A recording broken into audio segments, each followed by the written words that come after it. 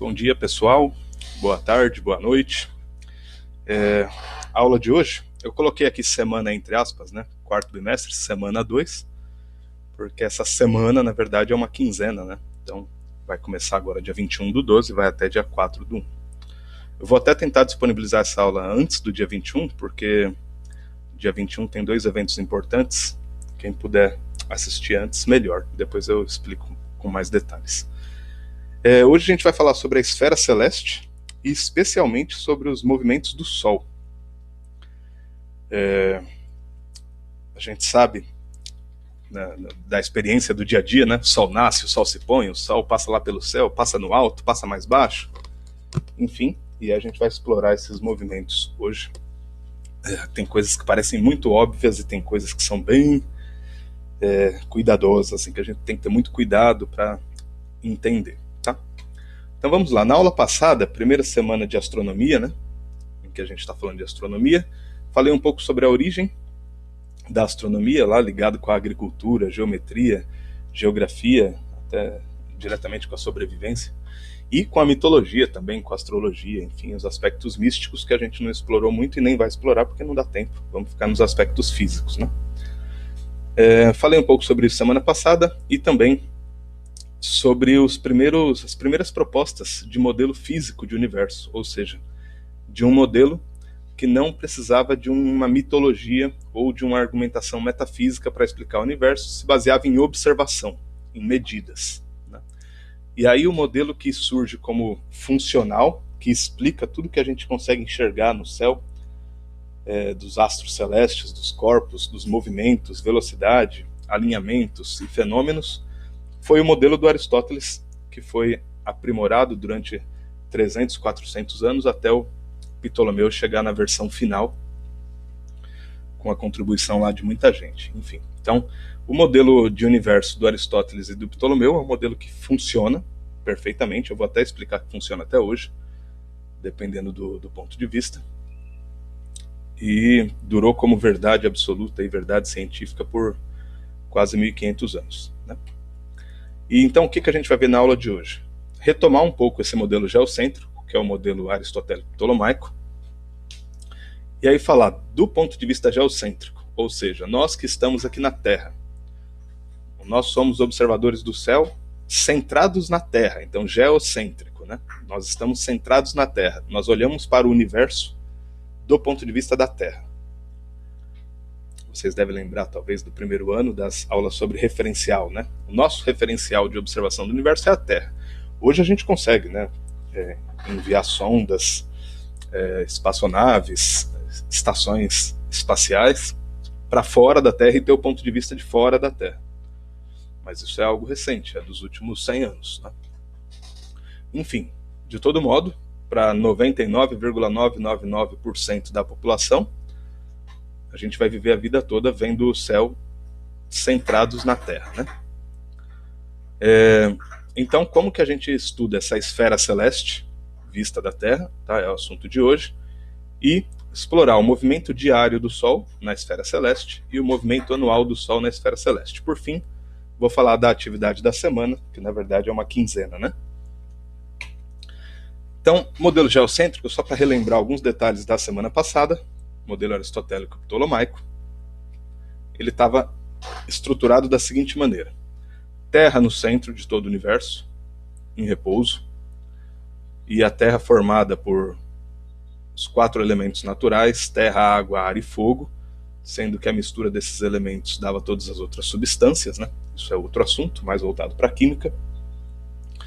E depois, no céu, os objetos celestes que nós vemos a olho nu. Então, a Lua, que gira lá em volta, passando pelas constelações do zodíaco, no fundo, a cada um mês, mais ou menos. Depois Mercúrio, que leva uns 3 meses para passar por todas as constelações do zodíaco. Depois Vênus, 8 meses. O Sol, 1 ano, 12 meses, né? E assim por diante, então, até Saturno. E depois as estrelas do firmamento, as estrelas de fundo, as estrelas fixas que formam as constelações. Lembra que, se a gente olha, por exemplo, para Marte, isso da aula passada também, né? Tem as estrelas de fundo e a estrela, entre aspas, Marte, né? Hoje a gente sabe que é um planeta. Um dia está aqui numa posição, no outro dia está aqui, no outro dia está aqui, no outro dia está aqui, com relação às outras estrelas que continuam com a mesma estrutura todos os dias, né? Então aqui colocando as datas, né? Então a constelação de Virgem, cada dia Marte aqui está numa posição com relação à Virgem, isso daqui é de 2013, né? 2012, 2013. E por curiosidade, eu não mencionei isso aqui semana passada, mas agora que vocês já entenderam melhor, dá para mencionar, tá vendo essas duas curvas aqui? Vesta e Ceres são dois planetas anões. Hoje a gente tem essa categoria de planeta anão, até pouco tempo atrás eles eram tidos como asteroides. Mas se a gente olha no céu assim ao longo de vários dias, né, aqui ao longo de 4 meses, na verdade. Opa, cadê? Sumiu. Aqui. Tem um dia que está aqui, outro dia está aqui, outro dia está aqui, é o mesmo... Cadê meu filho? É o mesmo corpo aqui que está se movimentando, enquanto que as estrelas de fundo continuam com as mesmas posições entre elas. Tá? Enfim, outro fato que consolidou o modelo aristotélico foi a inclusão dos epiciclos pelo Hiparco e depois com Ptolomeu, para justificar justamente esses movimentos de retrogressão, né, do Marte retrógrado. Está indo para cá, depois volta para trás, vai para frente de novo, enfim. Tá? E aí, depois dessa estrutura toda, você teve um modelo aristotélico ptolomaico bem definido, explicava todos os fenômenos, previa onde ia estar cada planeta, o Sol, a Lua, cada estrela em cada dia daqui 50, 100, 200 anos, enfim. Previa eclipse, estações do ano, as fases da Lua. Então funcionava perfeitamente, e por isso durou tanto tempo como verdade, né? Agora vamos ao que interessa, a aula de hoje. 7 horas da manhã, já estou aqui bebendo a segunda garrafinha de água, porque está calor, né? Esfera celeste. Bom, quando a gente olha essa imagem, por exemplo, do Sol nascendo, essa eu também usei na aula passada, né? Lá no Stonehenge, eu comentei que o Sol nasce aqui no solstício de verão deles, né? Perto dessa posição, onde tem essa pedrinha, e ele vai subindo meio inclinado para a direita, assim, né? Lá no Reino Unido. E como que a gente pode representar essa subida, esse movimento do Sol, se a gente quer estudar o movimento do Sol no céu, né?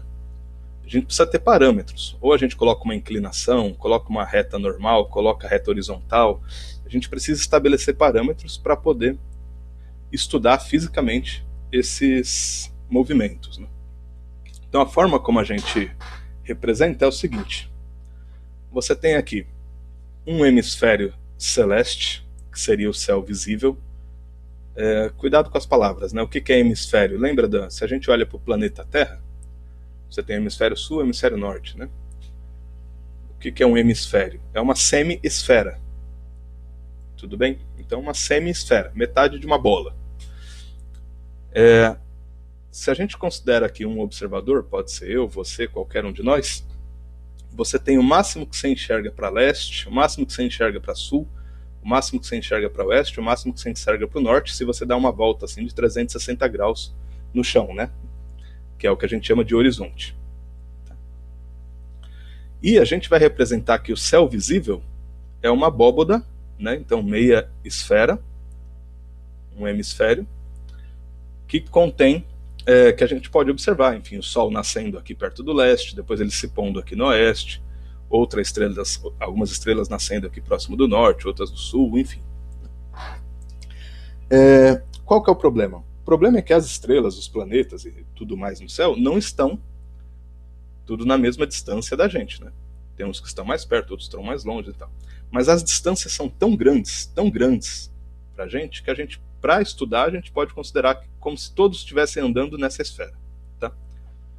Então é uma representação, não é a realidade, é uma representação como se todos os astros estivessem andando nessa esfera para a gente poder calcular velocidade, movimentação, etc.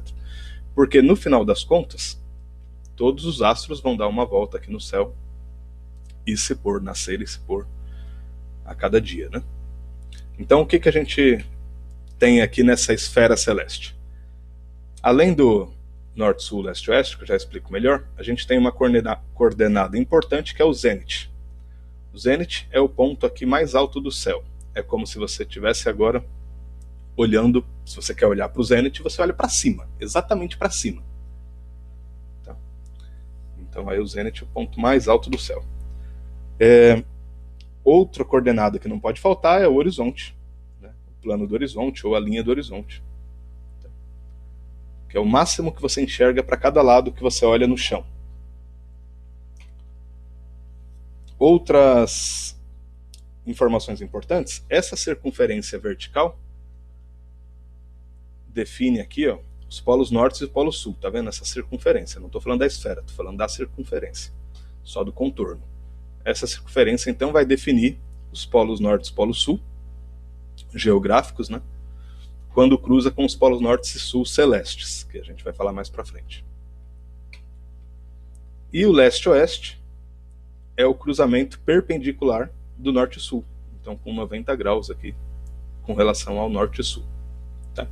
Então essas são as informações que a gente precisa ter para montar essa esfera celeste. Se a gente tivesse sala de aula, a gente ia desenhar bastante essa esfera celeste. Aqui não vai dar, então, mas é importante vocês entenderem como ela funciona. Seguindo. Um outro ponto que não está aqui nessa imagem é o nadir. O nadir seria o ponto oposto ao zênite. Então, lá para baixo. Seria você olhar para o céu, olhando para os seus pés, assim, para baixo. Eu estou abaixando minha cabeça aqui, vocês estão vendo, eu imagino, né? Em suas imaginações. Mas, enfim. Se você olha exatamente para cima, você vê o zênite. Se você olha exatamente para baixo, você vê o nadir. Ah, mas aí tem um chão. Eu sei, mas imagina do outro lado do planeta. Tudo bem? Vamos entender melhor essa história.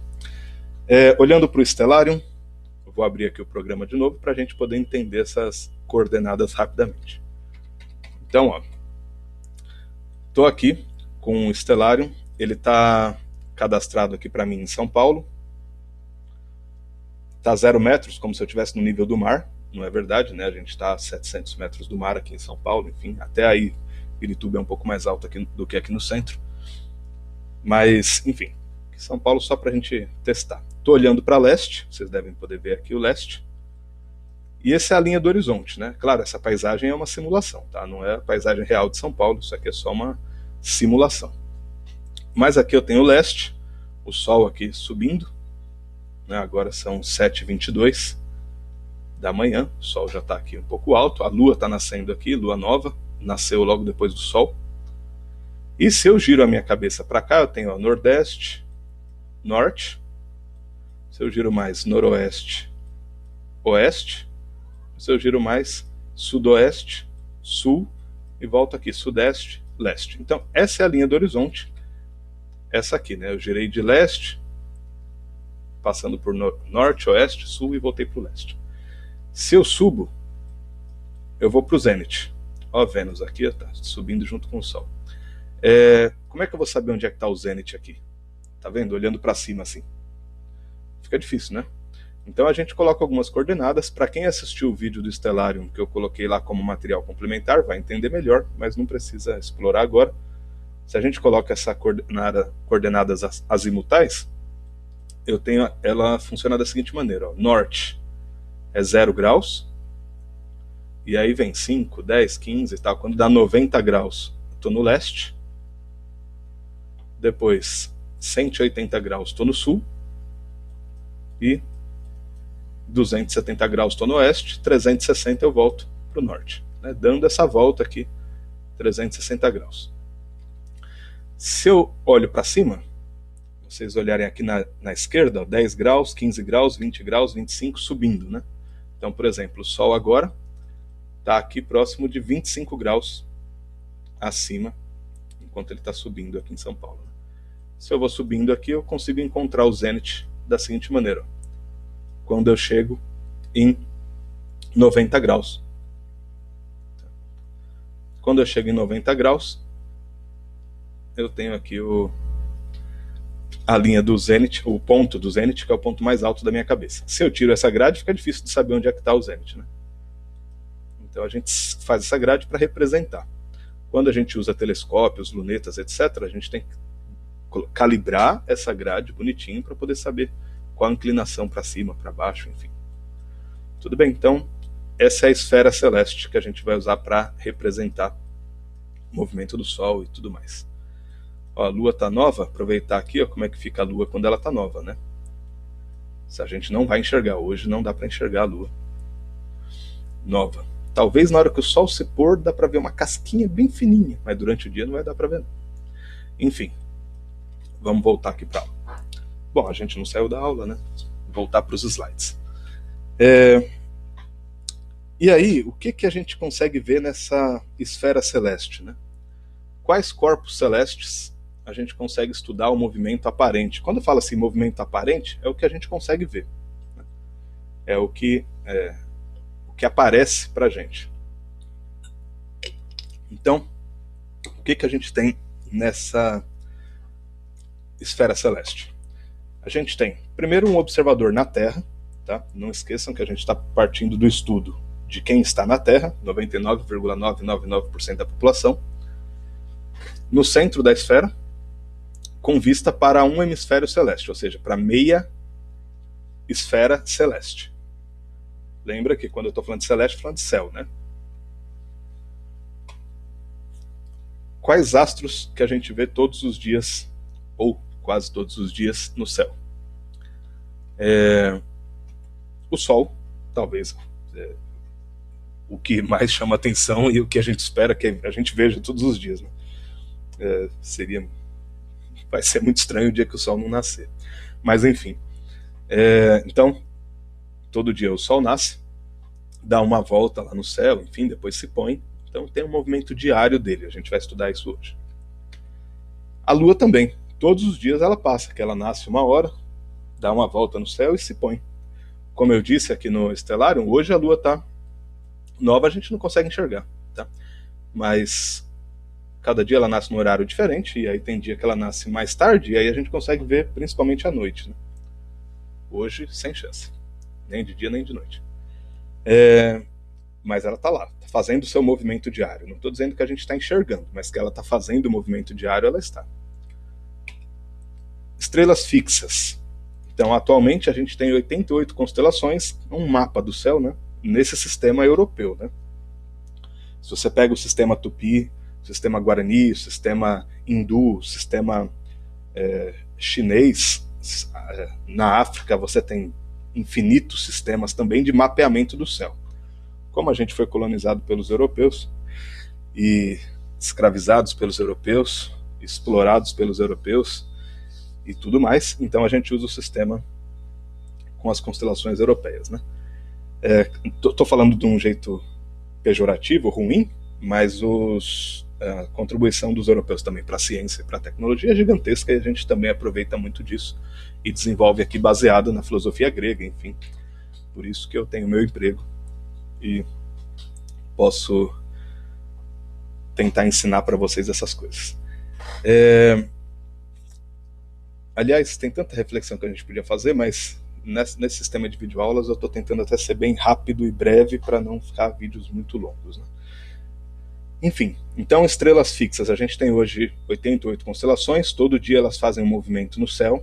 Vamos ver aqui. Eu vou tirar a atmosfera aqui rapidamente para poder ficar escuro, tá? Lembra lá das aulas de ótica do bimestre passado, né? O que faz o céu ser azul é a luz do Sol espalhando na atmosfera, né? Então se eu tiro a atmosfera, fica escuro. Se eu colocar a atmosfera, cadê a atmosfera? Aí a luz do Sol espalha tudo, a gente vê o céu azul. Então se eu tirar a atmosfera, por exemplo, e colocar aqui as constelações, a gente consegue mapear o céu, né? Fala que tem a constelação de Ofiuco, a constelação de Escorpião, que é bem fácil da gente enxergar aqui, enfim, constelação da Régua, do Lobo, do Compasso, do Triângulo Austral, Pavão, e assim por diante. Então a gente tem 88 constelações nesse sistema, e a gente consegue mapear o céu. Essas constelações dá pra gente delimitar também até onde elas vão, assim, no limite, que eu acho que é meio difícil de colocar, mas dá para delimitar. Enfim, tá a representação. Até se alguém quiser explorar depois aqui, dá para você colocar, ó, estrelas, cadê estrelas, estrelas, estrelas. Tem um lugar que você coloca aqui, cultura estelar. Que tipo de constelações você quer colocar?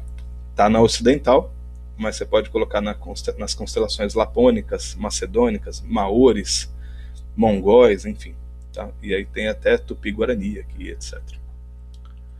Bom, isso não importa pra gente, tira daqui, volta à atmosfera, vamos ver o céu azul, isso. Então, todos os dias essas estrelas também se movimentam no céu. Né? Além do Sol, da Lua e das estrelas, tem os planetas, que são visíveis a olho nu. 5, né, que eu comentei semana passada, Mercúrio, Vênus, Marte, Júpiter e Saturno, que eles eram chamados de estrelas errantes, estrelas que se movimentam pelas outras estrelas. Isso em grego significa planeta. Né? Enfim, e aí depois a Terra foi incluída como um planeta, porque também é um corpo como esse. Né? Então, além dos astros no céu todos os dias se movimentando, o Sol, esses são astros independentes, né? O Sol, a Lua, os 5 planetas e as estrelas, cada um tem uma velocidade diferente de movimentação no céu. Por isso que o Aristóteles vai montar aquele modelo assim, né? A Lua tem um movimento específico, individual, Mercúrio, Vênus, Marte, Sol, e as estrelas todas juntas têm outro movimento individual. Né? Enfim. E a esfera celeste toda gira mais ou menos a cada 24 horas, porque como cada um tem uma velocidade diferente, mas em geral a cada 24 horas, se a gente olha para o céu, vou colocar aqui, ó, diminuir o zoom e colocar para acelerar o tempo. Então se eu acelero o tempo aqui, ó, bem rápido, opa, vamos lá, a cada 24 horas toda a esfera celeste dá uma volta aqui na Terra, né? Deixa eu tirar essa grade também, que não precisa. Então, a cada 24 horas, aqui durante o dia, escurece, tá todo o céu está dando a volta na Terra a cada 24 horas. Tá? Aqui já chegou no dia 18. Deixa eu parar aqui. Opa, tá bom. Então, você tem a esfera celeste. Se você ficar à noite, pegar uma garrafa de groselha, sentar na laje de casa e ficar observando o céu à noite, você vai ver toda a esfera girando. Né? E leva mais ou menos 24 horas para dar uma volta completa. Certo? Nosso foco hoje é o movimento do Sol. A partir dele a gente consegue entender quase todos os outros. Então vamos explorar o Sol. Beleza? Encerrar esse vídeo para fazer outro.